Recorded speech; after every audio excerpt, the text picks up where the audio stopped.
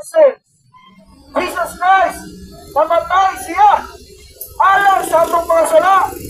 Ang atong Ginoong Jesucristo, namatay siya para sa atong mga sala.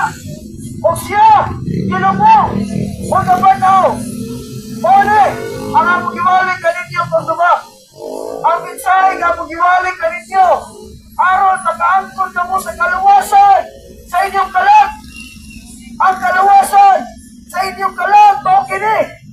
Ang kaluwasan sa inyong kalag, mao kini, na si Kristo Jesus namatay sa atong mga sala, o siya nabanaw para sa kapasayloan sa atong mga sala.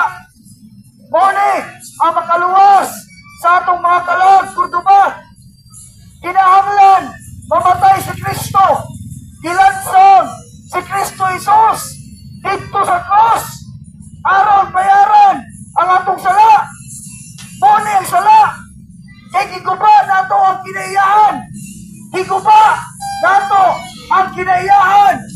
Giguba nato para magtukod og building.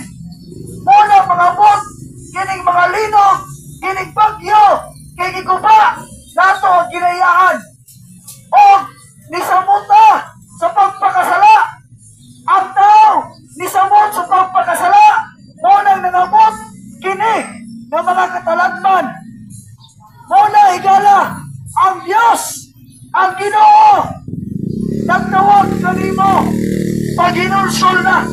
Paginulsol, biyai ang imong bisyo, biyai ang imong sala, biyai ang imong pagpamakat, biyai ang imong pagpawaligas. Misamot kadautan ang kalibutan. Nagkasamot kadautan ang kalibutan. Muna higala ang Ginoo, hinay-hinayon o guba ang kalibutan. Kay ang kalibutan nakalimot sa Dios. Nagtuot ang nisimba ta sa Dios. Pero bato, kahoy ang atong gisimba.